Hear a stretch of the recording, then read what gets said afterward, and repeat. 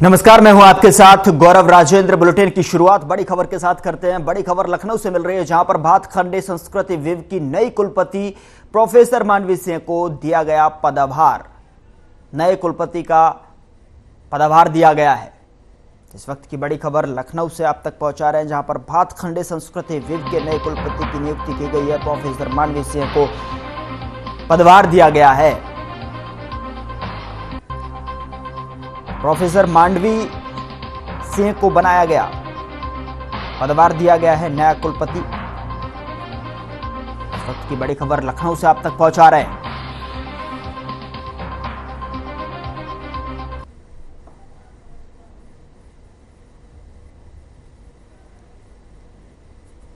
इस वक्त की बड़ी खबर लखनऊ से आप तक पहुंचा रहे हैं, जहां पर भातखंडे संस्कृति विव के नए कुलपति की नियुक्ति की गई है। प्रोफेसर मांडवी सिंह को नया कुलपति बनाया गया है, पदभार सौंपा गया है।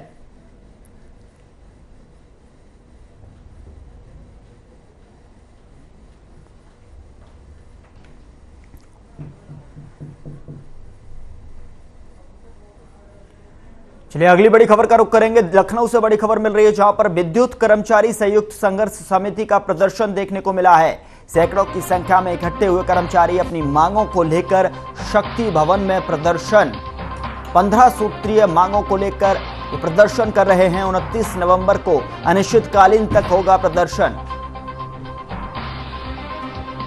इस वक्त की बड़ी खबर लखनऊ से आप तक पहुंचा रहे हैं। विद्युत कर्मचारी संयुक्त संघर्ष समिति का प्रदर्शन, सैकड़ों की संख्या में इकट्ठे हुए कर्मचारी अपनी मांगों को लेकर शक्ति भवन में किया प्रदर्शन।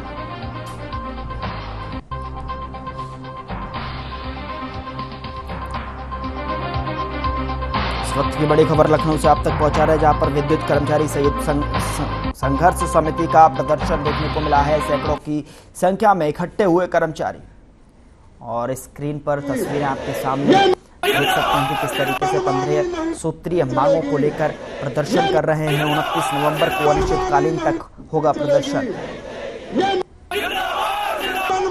विद्युत कर्मचारी संयुक्त संघर्ष समिति का प्रदर्शन,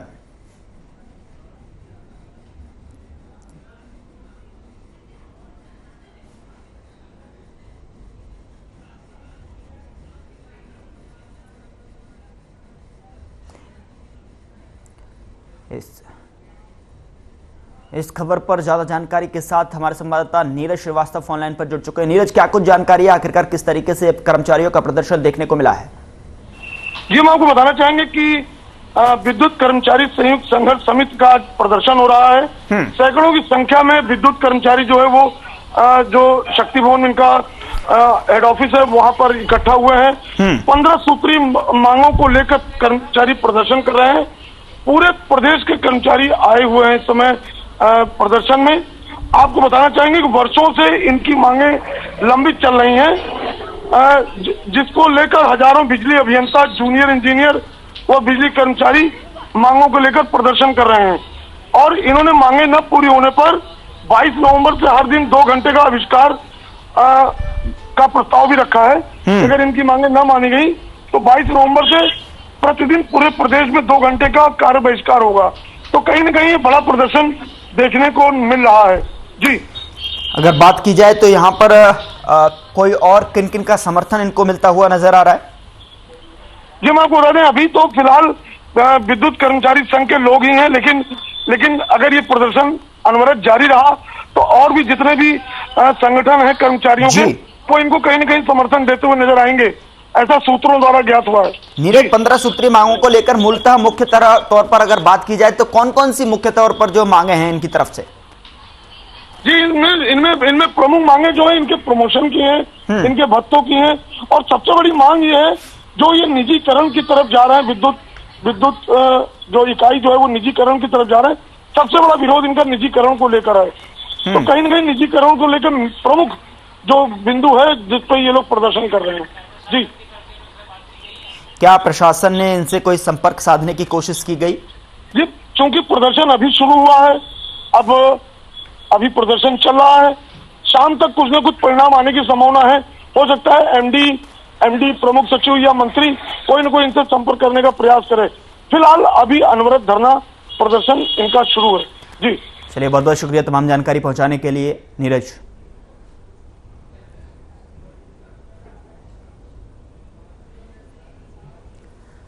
अगली बड़ी खबर का रुख करेंगे। बुलंदशहर से बड़ी खबर मिल रही है, जहां पर अवैध शराब के गोरख धंधे का खुलासा हुआ है। आबकारी विभाग की टीम ने की छापेमारी, भारी मात्रा में पकड़ी गई कच्ची शराब और लहन। स्याना तहसील के गांव माकड़ी और बातरी में छापा, पकड़ी गई 1.5 क्विंटल कच्ची शराब और लहन। टीम ने कच्ची शराब और लहन को कराया नष्ट। स्याना तहसील के गांव माकड़ी और बातरी का यह पूरा मामला बताया जा रहा है। इस वक्त की बड़ी खबर बुलंदशहर से आप तक पहुंचा रहे हैं।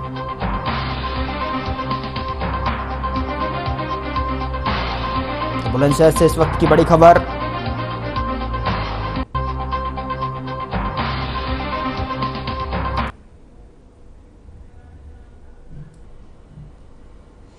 तस्वीरें आपके सामने स्क्रीन पर आप देख सकते हैं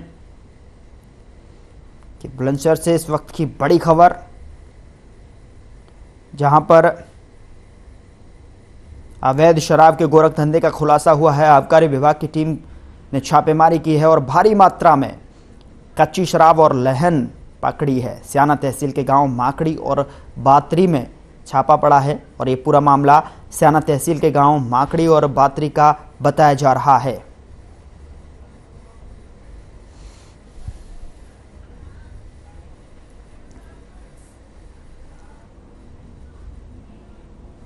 अगली बड़ी खबर का रुख करेंगे। लखनऊ से बड़ी खबर है, जहां पर उपचुनाव को लेकर बीजेपी का प्लान तैयार।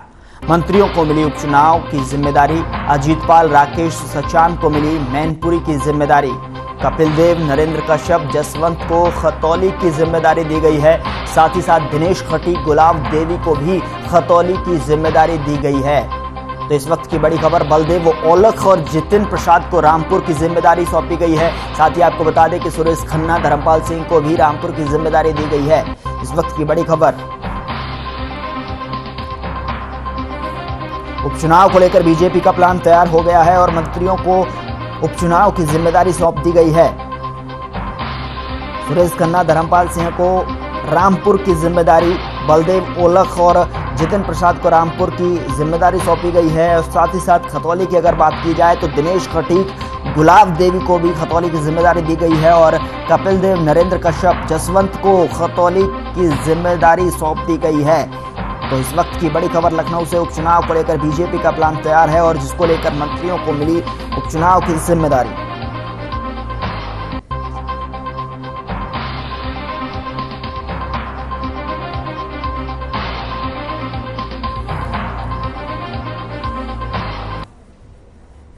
आगे बढ़ते हैं। मथुरा में कहासुनी के विवाद को लेकर 2 लड़कों में जमकर मारपीट हो गई। देखते ही देखते एक पक्ष ने जिम संचालक को गोली मार दी। बताया जा रहा है कि गर्लफ्रेंड को लेकर दोनों पक्षों में विवाद हुआ था। वहीं मामले की सूचना मिलते ही मौके पर पहुंची पुलिस ने मामला दर्ज कर छानबीन शुरू कर दी है।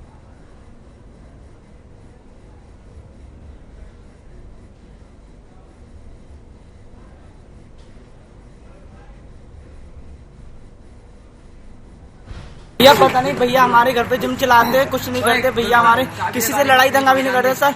और कई 15-20 जने लड़के आए थे, भैया पे हमला करा था, हाथ थप्पड़ मारते, भैया की पीठ में गोली मारी थी, उन्हें शाम के सीने में मारी थी। ये कृष्णा गोस्वामी है जो यहाँ पे जिम संचालक हैं, जिम चलाते हैं। आज कोई इनका पूर्व का विवाद रहा है जिसमें आज कुछ लड़के आए थे और पहले इनके साथ मारपीट की गई और बाद में इनके पेट में गोली लगी है, जो पेट और सीने के बीच में है। इस तरह की स्थिति है, लेकिन उनको रेफर किया गया है आगरा भी। और हम लोग ये जांच कर रहे हैं कौन लड़के थे, कौन आए हैं और उन्होंने कुछ नाम बताए हैं जिस तरह गोली मारी है। किन लोगों ने मारी है? कहाँ के रहने वाले? पांडे ने। कहाँ के रहने वाले? कितने लोग हैं ये? कितने लोग आए रे? भैया 15-20 जने आए थे। 15-20 जने आए। मेरे पास तो कौन पहुंचा? किस बात को लेके ये गोली मारी है? क्या पूरा मामला था, कुछ जानकारी है? पता नहीं भैया, हमारे जिम बढ़ाते हैं, किसी को जिम पे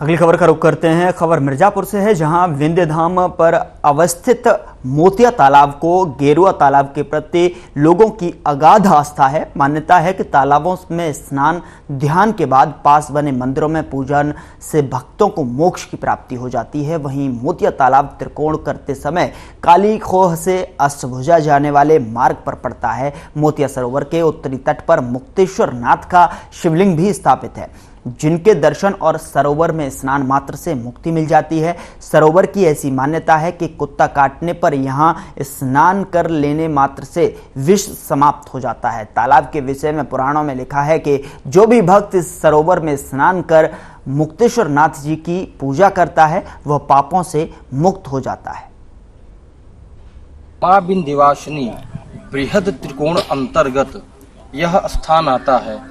इस स्थान को भक्तगण मोतिया तालाब के नाम से जानते हैं। यहाँ मुक्तेश्वर महादेव भगवान शिव का मंदिर अति प्राचीन मंदिर है और इस प्राचीन मंदिर के नीचे ये तालाब है। इस तालाब की विशेषता यह है कि प्राचीन समय से ही इस तालाब में जिसको भी कुत्ता काट लेता है और वो स्नान कर लेता है तो उसके शरीर से रेबीज का प्रभाव समाप्त हो जाता है। आज के डेट में भी इस स्थान पर जिसको भी कुत्ता काटता है वह आके स्नान करता है तो उसके शरीर से रेबीज का प्रभाव समाप्त हो जाता है। दूर दराज से अनेक भक्त यहाँ आते हैं, साधना करते हैं, पूजा करते हैं और इस तालाब में स्नान करते हैं। इस तालाब में कमल के पुष्प अपने आप तैयार होते हैं और कमल के पुष्पों से भगवान शिव और मां विंध्यवासिनी की अनेक देवी देवताओं की पूजा होती है। यह स्थान इतना प्राचीन है कि यहाँ अनेक तपस्वी, अनेक ऋषि मुनि यहाँ पर आकर तपस्या किए हैं और सिद्धियों की प्राप्ति किए हैं। मोतिया तालाब बृहद त्रिकोण अंतर्गत आता है। माँ का त्रिकोण दो है, एक बृहद त्रिकोण है, एक छोटा त्रिकोण है। बृहद त्रिकोण में मोतिया तालाब आता है। जो भी भक्तगण माँ के बृहद त्रिकोण करते हैं वो मोतिया तालाब अवश्य आएंगे। यह एक सिद्ध स्थान है। यहाँ सिद्धियां प्राप्त करने के लिए अनेक भक्त, अनेक संत आते हैं और यहाँ माँ की आराधना करते हैं, तपस्या करते हैं और सिद्धि प्राप्ति करके लोक कल्याण में निकल जाते हैं। ये इस तालाब और भगवान शिव मंदिर के बारे में जानते हैं महाराज भानु प्रताप पांडे जी से। हाँ महाराज जी, ये बताइए कि ये कितना प्राचीन ये स्थान है और यहाँ भक्तगण क्यों आते हैं और इस तालाब की क्या महत्व है? देखिए, ऐसा है कि कितना प्राचीन है। ये 1856 के बाद जो है यहाँ के महाराज जो काशी नरेश जी जो थे उन्होंने इस तालाब की जो है खुदाई, उनका एक स्वान कुत्ता था, वह राजा का जो है दूत के रूप में काम करता था और राजा ने जो है उन्हीं की स्मृति में यह तालाब की खुदाई करवाई। और मुक्तेश्वर महादेव जी जो हैं ये हजारों वर्ष पुराने हैं। इनका कोई वर्ष नहीं, आज तक किसी ने नहीं बताया कि कितना वर्ष पुराना यह मंदिर है। लेकिन इस तालाब में अगर किसी को कुत्ता काट ले या किसी अन्य व्यक्ति को जो है जंगली जानवर काट ले तो इस तालाब में स्नान करने से उसका जो है विष दमन होता है, यानी विष समाप्त होता है। ऐसी मान्यता है। यहाँ पे जो है हजारों की संख्या में रोज भक्त आते हैं और बहुत दूर दराज से लोग आते हैं, विदेशों से भी आते हैं। यह विंध्य पर्वत। इस बीच बड़ी खबर का रुख करते हैं और यहाँ से बड़ी खबर है, जहां पर तेज रफ्तार वाहन का कहर देखने को मिला है। अज्ञात वाहन ने 2 बाइक सवारों को कुचला। दोनों बाइक सवारों की मौत। दोनों युवक फोटोग्राफी का काम करते थे। कन्नौज से प्रोग्राम कर बाइक से जा रहे थे घर। दोनों युवकों को अस्पताल में भर्ती कराया गया था। डॉक्टर ने दिखते ही मृत घोषित कर दिया। परिजनों का रो रो कर बुरा हाल है। बता दें कि बिधुना कोतवाली क्षेत्र का यह पूरा मामला है। इस वक्त की बड़ी खबर और यहां से आप तक पहुंचा रहे हैं, जहां पर तेज रफ्तार वाहन का कहर देखने को मिला है। अज्ञात वाहन ने 2 बाइक सवारों को कुचला, दोनों बाइक सवारों की मौत। दोनों युवक अगर बात करें तो फोटोग्राफी का काम करते थे। कन्नौज से प्रोग्राम कर बाइक से घर जा रहे थे। बिधुना कोतवाली क्षेत्र का यह पूरा मामला।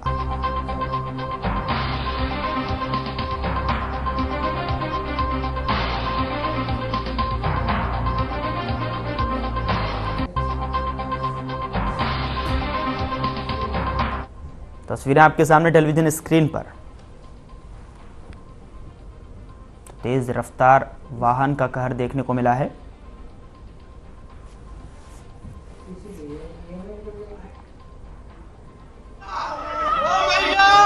इधर गई थे ना, पूछा उन्होंने कि बारात गई थी। अच्छा, परसों के आओ तो बाहर आए, कल गए तो वीडियो बना तो इधर से गो, उधर से वापसी आए रोड बारात वाले चले आए सब लोग। ये कहाँ के रहने वाले हैं? सर बारात मेरी गई थी बड़नपुर, और बड़नपुर से सर बारात वापसी आ रही थी। मुझे स्प्लेंडर प्लस सर गाड़ी दहेज में मिली, तो मैंने ये कहा कि गाड़ी यहीं रख लो, बिटिया वाले चौथी आप चलाने आना तब गाड़ी मुझे दे देना। तो बिटिया वाले तैयार हो गए, उन्होंने कहा नहीं गाड़ी हम ले चलेंगे। हमने बेटा फंस गई है, इन्होंने माना नहीं, ये गाड़ी लेकर चले आए, मैं दहेज वाली गाड़ी बैठा। चलिए खबरों में आगे बढ़ते हैं। और जिले की खाद्य विभाग की टीम को लगातार एरवा कटरा में मिलावटी दूध सप्लाई होने की सूचना मुखबिर से मिल रही थी, जिस पर कार्रवाई करते हुए खाद्य सुरक्षा अधिकारी दिनेश चंद्र अपनी टीम के साथ एरवा कटरा पहुंचे और सिंथेटिक दूध से भरा हुआ पिकअप जब्त किया, जिसमें 13 कैने में करीब 500 लीटर दूध मिला था। पूछताछ में पिकअप चालक ने बताया कि गाड़ी एक प्राइवेट दूध डेयरी भोले बाबा की है। विभाग की टीम ने करीब 50 लीटर दूध नष्ट कराकर सैंपल लेकर जांच के लिए भेजा है। साथ ही साथ आपको बता दें कि जांच रिपोर्ट आने पर नियमानुसार कार्रवाई की जाएगी।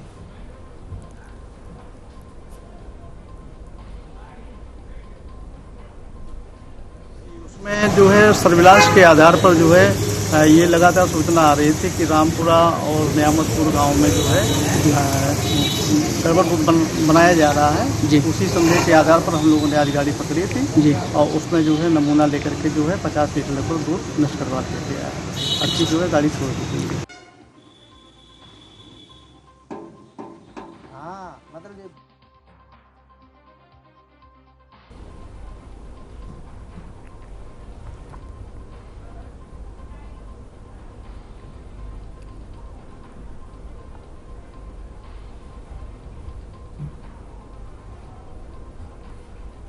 उधर एरवा कटरा थाना क्षेत्र के एरवा कोयली गांव में देवर ने भाभी को लात घूंसों से पीटा। आपको बता दें कि जिसमें महिला को गंभीर चोट आई है। वहीं इस घटना की सूचना पीड़ित के परिजनों ने पुलिस को दी। फिलहाल पुलिस ने आगे की कार्रवाई शुरू कर दी है।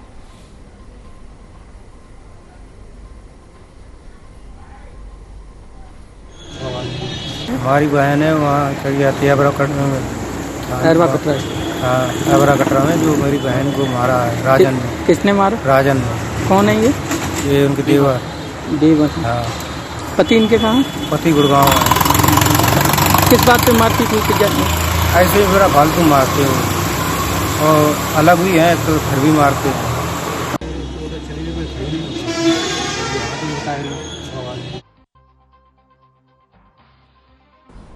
उधर बुलंदशहर में काला आम चौराहे पर हाथ में बैनर पोस्टर लेकर सड़कों पर उतरे हिंदू संगठन के कार्यकर्ता दिल्ली में श्रद्धा वाकर की निर्मम हत्या करने वाले आफ्ताब अमीन पूनावाला को फांसी की सजा देने की मांग करते हुए राष्ट्रीय चेतना मिशन के बैनर तले हिंदू संगठन के कार्यकर्ताओं ने शहीद चौक पर जोरदार प्रदर्शन किया। साथ ही हिंदू संगठन के कार्यकर्ताओं ने श्रद्धा हत्याकांड की सुनवाई फास्ट ट्रैक कोर्ट में कराकर आफ्ताब को सूली पर चढ़ाने की मांग की है। साथ ही आपको बता दें कि कार्यकर्ताओं ने श्रद्धा हत्याकांड को लव जिहाद का परिणाम करार दिया है। आपको बता दें कि आफ्ताब अमीन ने श्रद्धा वाकर की निर्मम हत्या कर उसके शरीर के 35 टुकड़े करे और उन्हें जंगल में बिखेर दिया। इस मामले को लेकर हिंदू संगठनों में गुस्से का माहौल है।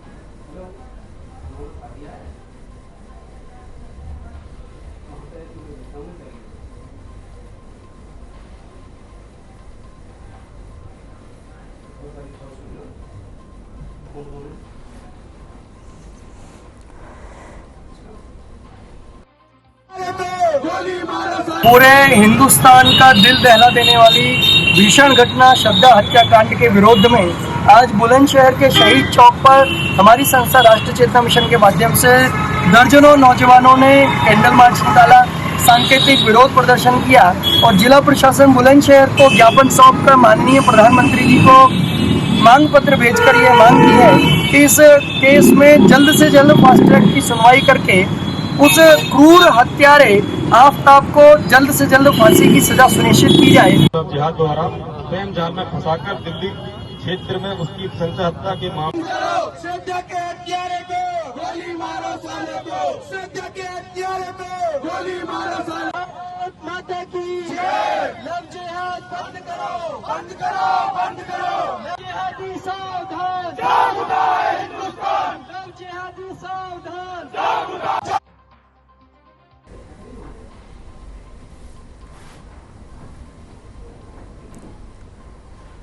उधर बुलंदशहर के गुलावठी से इंसानियत को शर्मसार कर देने वाली खबर सामने आई है, जहां रेप के आरोपी ने 6 लोगों के साथ मिलकर रेप पीड़िता को पीट कर मौत के घाट उतार दिया।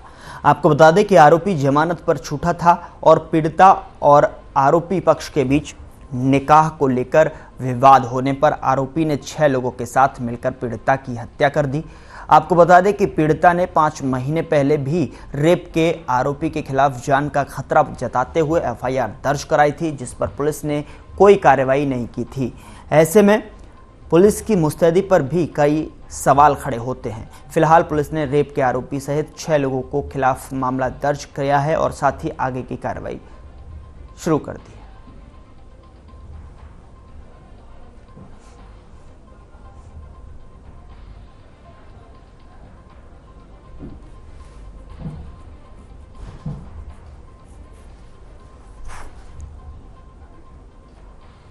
आने की बात कर रही थी और शादी करना चाहती, जबकि लड़के की शादी कहीं और हो जाना बताया जा रहा है। इसी बात को लेकर के दोनों परिवारों में विवाद हुआ था और जिस पर परिवार का आरोप है कि उनके द्वारा मारपीट की गई थी। जो फील्ड यूनिट ने चेक किया है या प्रथम दृष्टया जो बॉडी के अवलोकन से पता चला है, कोई जाहिरा चोट इस तरह नहीं है जिससे कि मृत्यु कारित हो सके। 2 चोटें हैं, बहुत मामूली चोटें हैं वो, फिर भी इसका पोस्टमार्टम कराया जा रहा है।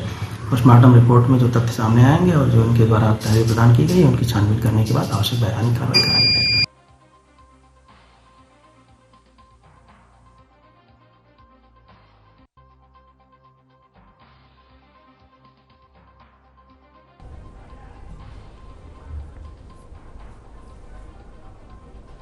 फिलहाल बुलेटिन में इतना ही। नमस्कार।